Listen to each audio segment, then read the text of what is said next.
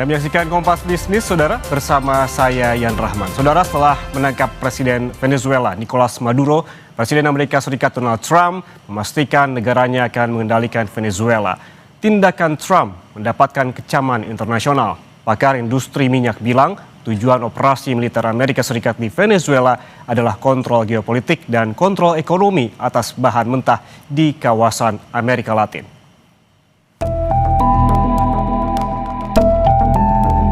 Presiden Amerika Serikat Donald Trump memastikan negaranya akan mengendalikan Venezuela setelah menangkap Presiden Venezuela Nicolas Maduro dan istrinya di kediamannya di Caracas Sabtu dini hari waktu setempat.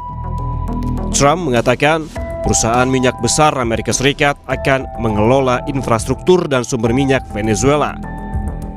Sebelumnya, melalui media sosial, Trump membagikan foto Nicolas Maduro ini saat ditangkap. We're going to run the country until such time as we can do a safe, proper, and judicious transition. So we're going to have our very large United States oil companies, the biggest anywhere in the world, go in, spend billions of dollars, fix the badly broken infrastructure, the oil infrastructure, and start making money for the country. And we are ready to stage a second and much larger attack if we need to do so. Langkah Trump ini mendapatkan kecaman internasional. Para ahli memperingatkan bahwa langkah menentang hukum internasional ini berisiko menggoyahkan seluruh kawasan Amerika Latin. Salah satunya datang dari Presiden dan pendiri Schiller Institute, Jerman. Ia bilang Venezuela adalah negara berdaulat dan Maduro adalah presidennya yang terpilih secara demokratis. Also man will einen Regimewechsel in Venezuela erzeugen und das hätte katastrophale Konsequenzen. Also ganz Lateinamerika könnte wirklich destabilisiert werden. Also das ist eine sehr, sehr gefährliche Lage, aber ich denke, genau wie die anderen regionalen Konflikte werden sie nicht auf regionaler Ebene allein zu lösen sein. Sementara itu, Menteri Pertahanan Venezuela Vladimir Padrino Lopez memperingatkan negara-negara lain untuk waspada atas serangan Amerika Serikat. Menurutnya, serangan Amerika Serikat jadi ancaman serius terhadap tatanan global. Hal itu disampaikan Lopez merespons serangan Amerika Serikat dan penangkapan Presiden Venezuela Nicolas Maduro dan istrinya. Lopez menegaskan langkah Amerika Serikat telah mengguncang warga dan masa depan Venezuela. Lopez meminta warga Venezuela untuk tidak jatuh ke dalam perangkap perang psikologis, ancaman, dan ketakutan yang ingin ditimbulkan oleh pihak lain. Que el mundo ponga sus bardas en remojo. Porque esto representa severamente una amenaza contra el orden global. Si hoy fue contra Venezuela, mañana puede ser contra cualquier Estado, contra cualquier país. Llamo al pueblo de Venezuela a la paz, al orden, a no caer en las tentaciones de la guerra psicológica, de la amenaza, del miedo que nos quieren imponer. Llamo al pueblo de Venezuela a que retome sus actividades económicas, laborales, de todo tipo, educativas en los próximos días. Di sisi lain, Menteri Luar Negeri Amerika Serikat Marco Rubio mengatakan AS berharap ada perubahan di Venezuela pasca penangkapan Nicolas Maduro. Namun, tidak secara langsung menyebut siapa kini yang menjalani pemerintahan Venezuela. Dalam wawancara dengan sebuah stasiun televisi, Rubio juga menegaskan bahwa langkah pemerintah Amerika Serikat di Venezuela tak perlu izin Kongres. Chief of Staff Susie Wiles told Vanity Fair that an attack on Venezuela's mainland would require approval from Congress. Why didn't that happen, and will it happen with any future action the administration plans to take in Venezuela or elsewhere? This was not an action that required congressional approval. In fact, it couldn't require congressional approval because this was not an invasion. This is not an extended military operation. This is a very precise operation that involved a couple of hours of action. It was a very delicate operation too. Venezuela merupakan salah satu negara yang memiliki cadangan minyak terbesar di dunia, diperkirakan mencapai 300 miliar barel yang mencakup sekitar 17% dari total global. Jauh lebih besar daripada cadangan AS yang sebesar 81 miliar barel. Para ahli industri minyak Venezuela menyatakan bahwa AS selama ini memproduksi minyak mentah ringan yang sebagian besar digunakan untuk produksi bensin dan aplikasi lainnya terbatas. Namun, Venezuela memiliki minyak mentah berat yang tidak dimiliki AS sehingga sangat melengkapi pasar Amerika Serikat. Cuando a diferencia del producto liviano, que se producen gases condensados y más derivados livianos. Entonces, el petróleo pesado compensa las necesidades mundiales del tipo de derivado que nosotros tenemos. Ramiro juga bilang sebagian besar kilang minyak AS dibangun dengan standar untuk mengolah minyak Venezuela, sehingga penggunaan minyak mentah Venezuela lebih efisien daripada pengolahan minyak domestik. Dengan demikian, tujuan operasi militer Amerika Serikat di Venezuela adalah kontrol geopolitik dan kontrol ekonomi atas bahan mentah di kawasan Amerika Latin. Selama ini, kebijakan pemerintah Maduro telah menentang kepentingan Amerika Serikat. Maduro menganjurkan penguatan nasionalisasi sumber daya energi dan mempertahankan sikap anti-AS, menentang campur tangan dan tekanan eksternal.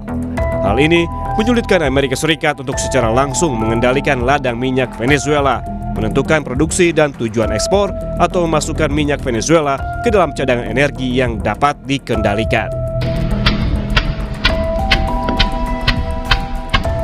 Sebelumnya, pasukan militer Amerika Serikat menyerang fasilitas militer di Venezuela pada Sabtu dini hari waktu setempat. Rentetan deru ledakan tersebut terlihat dari ibu kota Venezuela. Pasca penangkapan Maduro, Gedung Putih membagikan sejumlah foto menunjukkan Presiden AS Trump memantau langsung serangan ke Venezuela.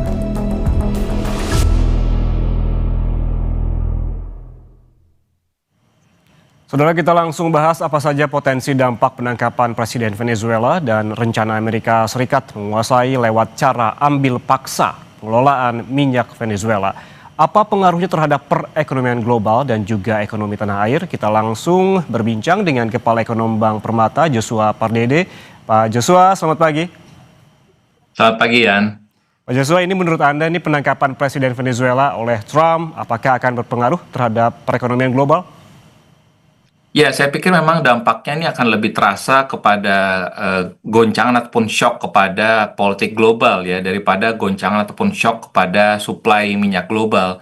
Karena kalau kita lihat berita-berita menyampaikan bahwa operasi militer yang dilakukan dan yang dilakukan oleh Amerika Serikat, ini Maduro sudah dibawa ke New York dan juga untuk proses hukum, dan Amerika menyatakan bahwa akan menjalankan Venezuela untuk sementara ya, untuk mendorong ketidakpastian arah kebijakan dan juga risiko balasan diplomatik perekonomian global. Biasanya akan muncul lewat perubahan suasana dari pelaku pasar. Jadi kalau kita melihat dari saat ini kondisi di pelaku pasar sendiri cenderung akan menahan investasi dan dia akan mencari aset-aset yang lebih aman dan akan lebih selektif lagi untuk menaruh dananya di negara-negara berkembang.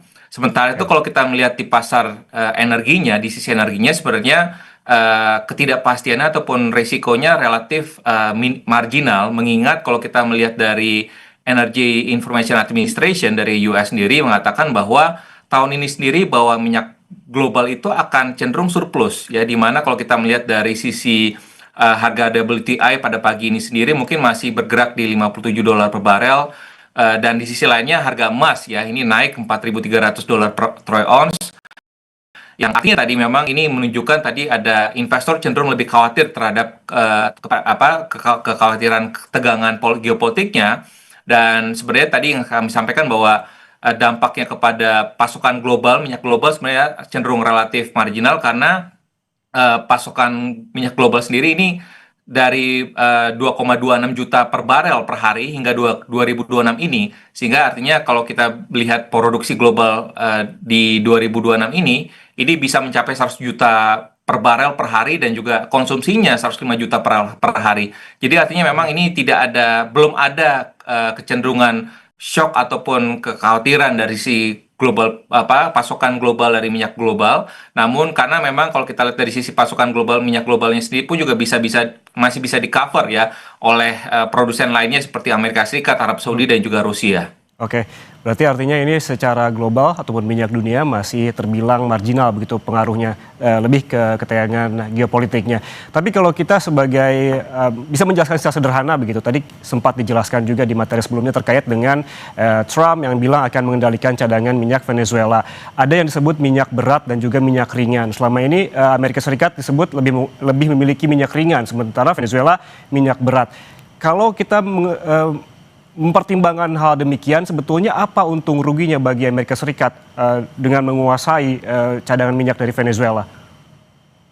Ya, memang karena Venezuela sendiri kan tadi sampaikan bahwa memiliki cadangan yang cukup cadangan minyak berat itu sekitar 303 miliar barel.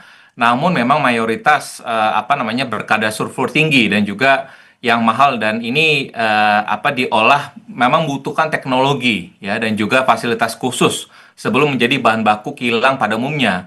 Ya, artinya memang menguasai cadangan ini tidak otomatis ya, semuanya ini akan menambah pasokan cepat ke pasar. Artinya memang perlu ada proses lagi. Artinya dan itu juga perlu juga adanya kelancaran logistik ekspor. Dan di sisi lainnya, bila Amerika Serikat benar menempatkan perusahaan migasnya untuk memimpin pemulihan proses produksinya, tentunya ini ada insentif strategis juga bagi Amerika Serikat karena kilang di pesisir Teluk Amerika Serikat ini dinilai cocok untuk minyak berat Venezuela ya, artinya sehingga memang mereka bisa mengamankan rantai pasokan yang sesuai dengan kebutuhan kilang. Namun langkah kendali mereka ini bisa mengamankan rantai pasokan yang sesuai dengan kebutuhan bisa berisiko ya, ini akan memicu perlawanan politik ya, sengketa aset dan juga kontrak ya, dan juga ini akan bisa mendorong juga persepsi bahwa penggunaan kekuatan sepihak ini akan menjadi lebih lazim, dan ini justru akan tadi menambah ketidakpastian sistem global dan juga dapat menekan juga risk appetite dari pasar keuangan global sendiri. Kalau tadi Anda menyebutkan Pak Joshua terkait dengan dampak langsung terhadap harga minyak yang belum terlihat hingga saat ini karena memang tadi ada kondisi yang surplus dan sebagainya. Lalu bagaimana dengan jangka panjang apabila kondisi ini terus berkelanjutan? Tapi tahan dulu jawabannya Pak Joshua, susah jadi kita kembali, tetaplah bersama kami di Kompas Bisnis.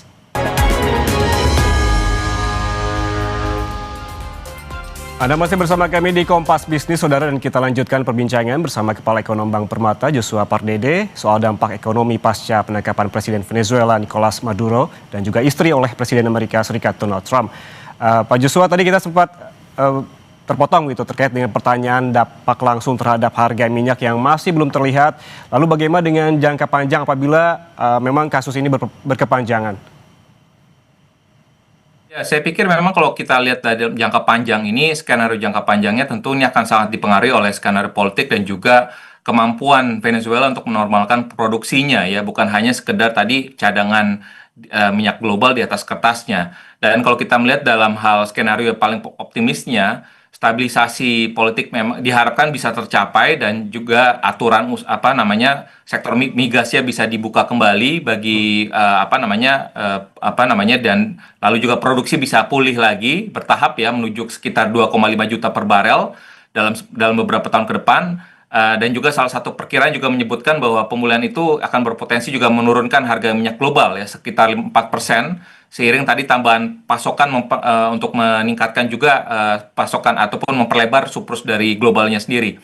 Namun juga memang kita juga perlu mengantisipasi juga bagaimana aliran investasi dan juga pemulihan produksi ini dapat juga memakan waktu berbulan-bulan ya, karena atau juga mungkin bisa bertahun-tahun karena tadi butuh jaminan keamanan, kepastian aturan, dan juga perbaikan infrastruktur, kerangka penerimaan negara yang juga make sense bagi investor sehingga akan bisa masuk ke berinvestasi.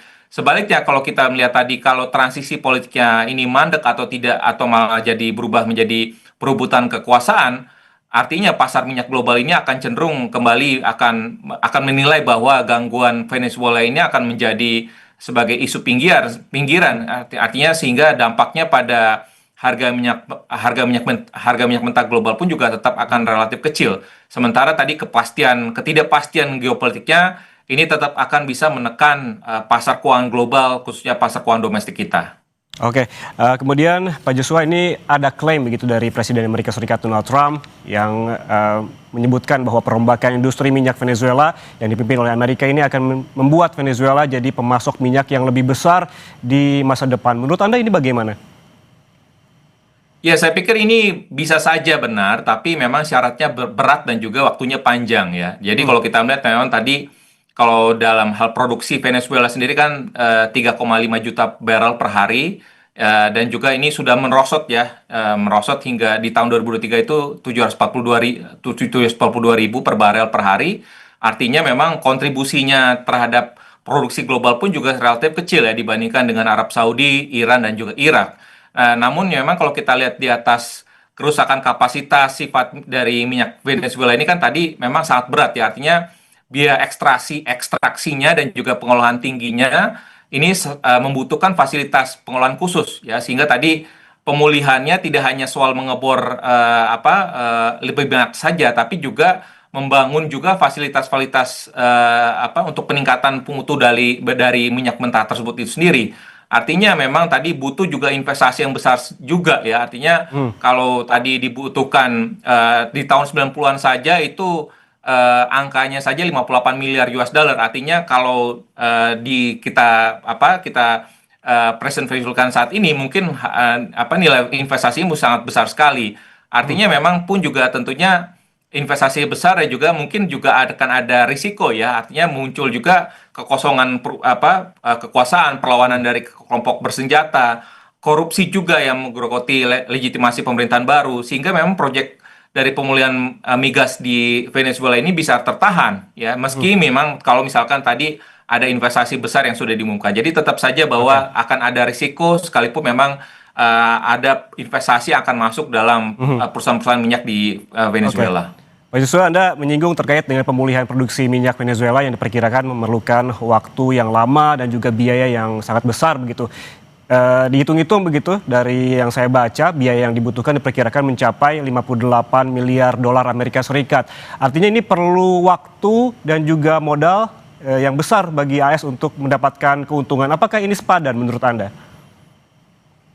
Ya, tentunya di balik latar belakang Trump sendiri, kembali lagi kalau kita melihat dari apa yang sudah dilakukan dari trade war dan juga dengan pengambil alihan ataupun dari operasi militer Trump sendiri untuk menangkap Maduro dan juga mengambil alih dari kilang minyaknya Venezuela sendiri, ini tentunya memberikan indikasi bahwa Amerika Serikat akan menguasai kembali lagi ya produksi minyak mentahnya Venezuela, tapi tentunya kembali lagi ini risikonya cukup besar ya. Namun karena kembali lagi kalau kita melihat tadi mengapa Venezuela ini dikira di assess dari Amerika sendiri cocok, karena tadi kalau kita melihat dari sisi di pesisir Teluk Amerika Serikat ini insentifnya memang strategis ya buat Amerika, karena tadi kilang-kilang di pesisir Teluk Amerika Serikat ini cocok dengan minyak beratnya Venezuela. Jadi memang itu mungkin yang menjadi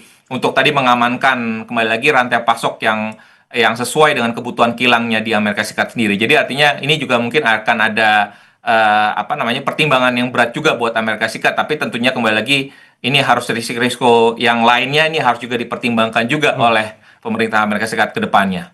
Oke, apabila kilang minyak Venezuela ini menghasilkan minyak yang lebih banyak lagi, kalau kita mengacu pada harga minyak global saat ini yang sudah rendah kemarin begitu dan hari ini juga turun, artinya apabila minyak Venezuela juga semakin optimal begitu cadangannya, apakah ini juga akan berpotensi terus menurunkan harga minyak global?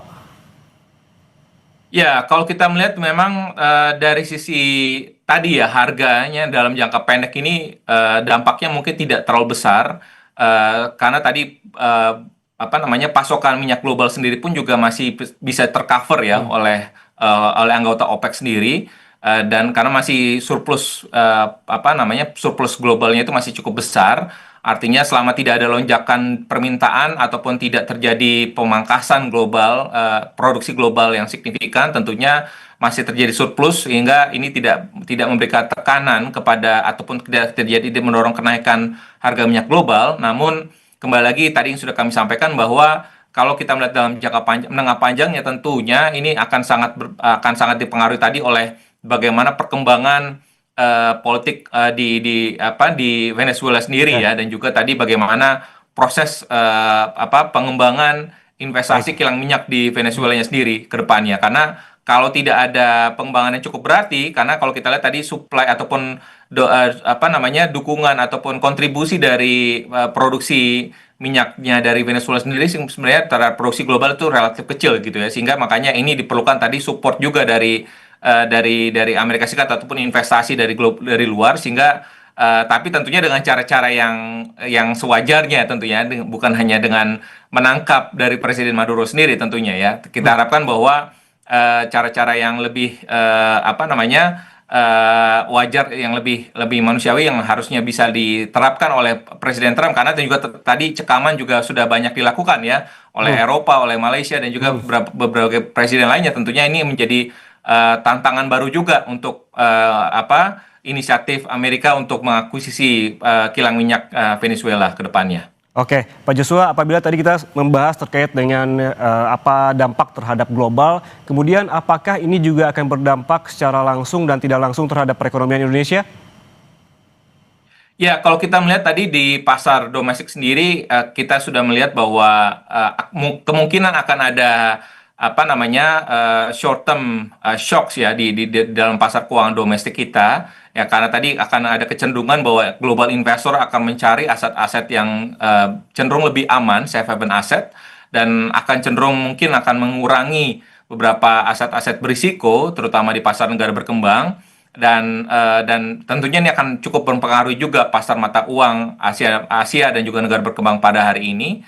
Dan juga kalau kita melihat memang ada potensi kenaikan juga dari imbal hasil surat utang pemerintah Amerika Serikat yang juga mungkin akan merefleksikan juga kenaikan surat utang pemerintah Indonesia dalam jangka pendek ini. Tentunya ini akan juga memberikan tekanan bagi perekonomian Indonesia. Namun kembali lagi, kalau kita melihat dalam hubungan langsung ya, diplomatik langsung ataupun hubungan perdagangan antara Indonesia dan Venezuela sebenarnya tidak begitu besar. Namun kita perlu mencermati lagi bagaimana dampaknya tadi kepada pasar keuangan, di pasar saham, pasar obligasi dan juga nilai tukar, dan juga kemungkinan juga pasar saham yang kepada saham-saham sektor yang sensitif terhadap suku bunga ataupun pembiayaan, sehingga memang ini juga dan juga pasar akan terus mengikuti atau akan membaca bagaimana pemulihan Venezuela sebagai tambahan pasokan minyak dalam jangka menengah.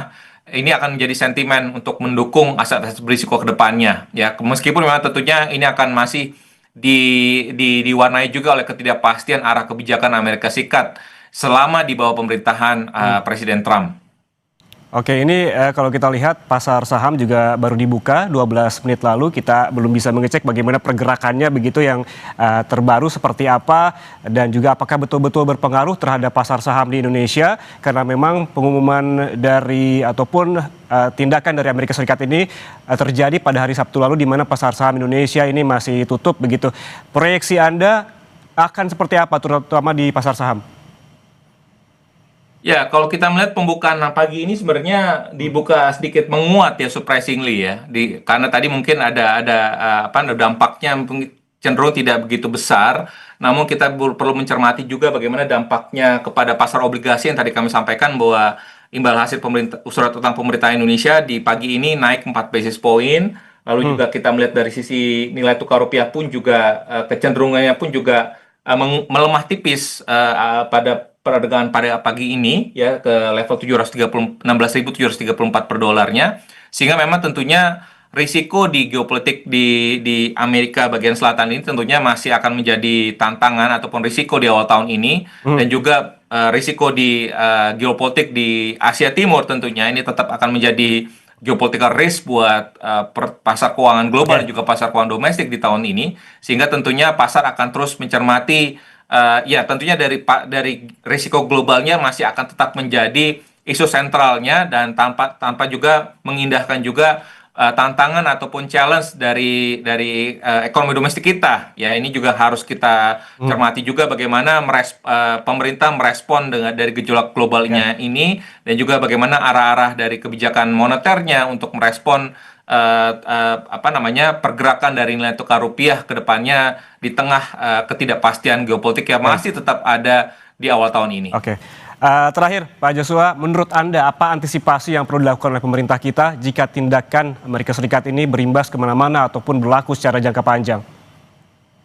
Ya, tentunya perlu adanya bantalan fiskal terhadap shock ataupun guncangan di dalam energi, dan juga tentunya menyiapkan mekanisme penyesuaian, tentunya termasuk juga menyiapkan mekanisme ya seandainya what if ya, kalau misalkan terjadi penyesuaian harga BBM, itu mungkin last optionnya, dan juga bantuan yang tepat sasaran khususnya bagi yang membutuhkan ya, masyarakat berpenghasilan rendah, agar tadi lonjakan dari biaya hidup ini tidak memukul kelompok rentan dan ketika tadi harga minyak dunia ini meningkat cukup signifikan. Yang kedua tadi adalah memperkuat ketahanan dari nilai tukar rupiah ya, tadi memperkuat koordinasi kebijakan dari bank sentral juga pemerintah, menjaga kecukupan devisa, likuiditas, serta juga memperkuat juga komunikasi kebijakan yang konsisten ya, agar tadi gejolak di sentimen ini tidak berubah menjadi kepanikan. Yang ketiga tadi adalah mengurangi kerentanan struktural pada impor energi dengan mempercepat juga efisiensi konsumsi dan juga memperbaiki tata kelola dan juga investasi energi domestik, dan juga memperkuat cadangan operasional, karena memang kalau kita lihat ketergantungan impor ini membuat tadi setiap ada gejolak global ini cepat akan masuk ke dampaknya kepada inflasi di juga APBN kita. Yang terakhir adalah bagaimana pemerintah juga dapat memperdalam basis investor domestik di pasar keuangan kita, agar tadi setiap ada gejolak terjadi ini pasar kita ini dengan penyangga domestiknya bisa lebih kuat dan lebih stabil untuk karena kalau kita ditopang oleh investor domestik, tentunya resiliensi dari pasar keuangan kita dan juga perekonomian kita akan lebih kuat lagi untuk bisa mendukung pertumbuhan ekonomi kita yang lebih berkelanjutan lagi ke depannya. Oke, ada beberapa hal yang bisa dimaksimalkan tadi terkait juga dengan investasi, disebutkan oleh Pak Joshua, ada bantalan fiskal, perkuat nilai tukar rupiah, dan juga mengurangi ketergantungan terhadap impor. Terima kasih Kepala Ekonom Bank Permata Joshua Parede atas waktunya bersama kami di Kompas Bisnis pagi ini. Sehat selalu.